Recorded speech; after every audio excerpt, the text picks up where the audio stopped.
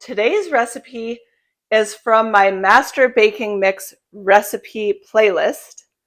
The great thing about this banana bread recipe, which my family has been raving over and I've been making it again and again because they can't get enough of it, is that you can use up a lot of bananas in this recipe. And it's also adaptable depending on if you have more bananas or less bananas. So I'll share those tips with you in this video.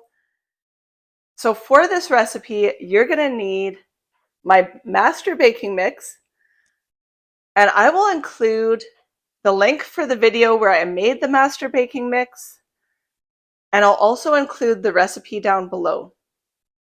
Lately, I've been making this mix in my food processor. It's just a lot easier. It's so much quicker. It makes a finer crumb, and I find it easier to use that way. So I highly recommend, if you have a food processor, use it.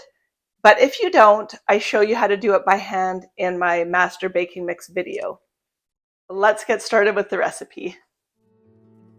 To get started, we're going to be greasing our loaf tins. I'm doubling the recipe, so I'm using 2 tins. And then I like to also line it with parchment paper. I find that the bread doesn't stick to the pan and I can pull it out without anything tearing. We're also going to preheat our oven to 350.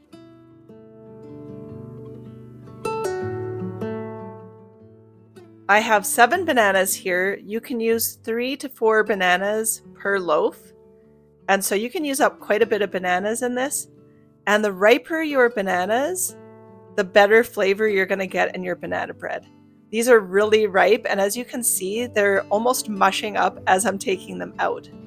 So you want really ripe bananas for this, and the more bananas you use, the less milk you'll need. And if you want to use less bananas, you can use more milk.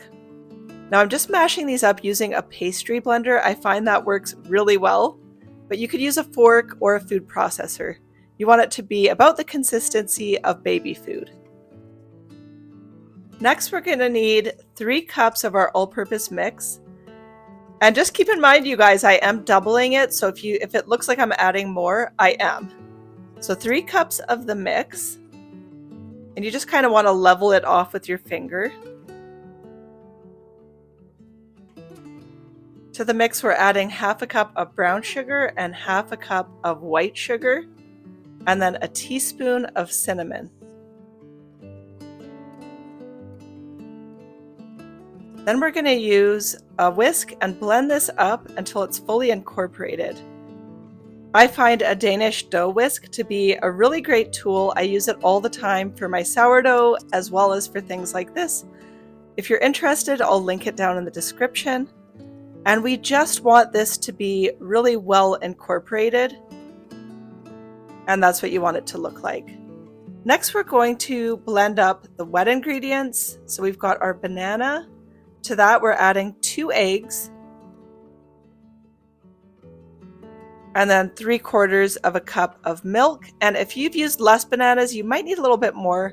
Just play around with it when you add it to the mix to see how wet it is. Now we're going to mix the wet ingredients into the dry ingredients. And we're going to blend it until it's almost fully incorporated.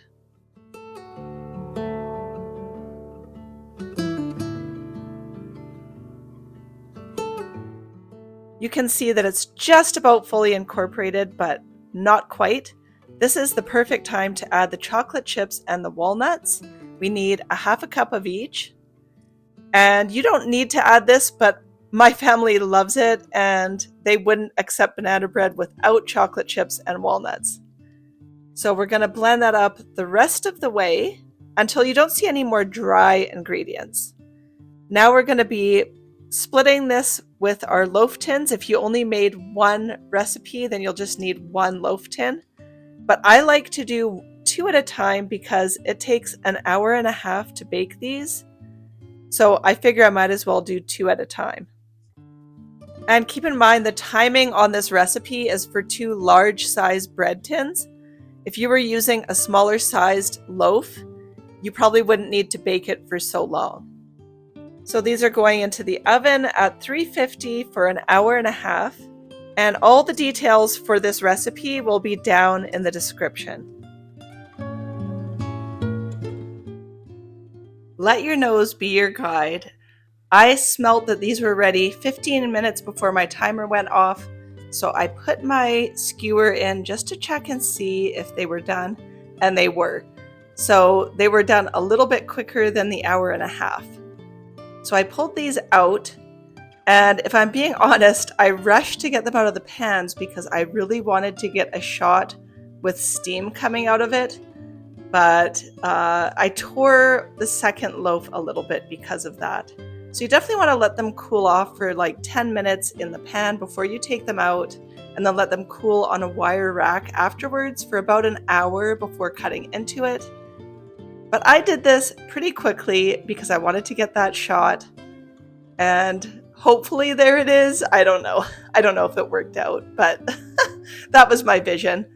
So there is the banana bread. It is so delicious, you guys, and like I said, my family asks for it all the time now. I hope you'll give this baking mix a try because it's an absolute time saver in your homemaking and having things ready to go at a moment's notice. I'll have more recipes to come in the future, so stay tuned for that. Subscribe to my channel. And if you try this recipe, leave me a comment. Let me know how it turned out for you. Thanks for joining me today, and I'll see you in my next video.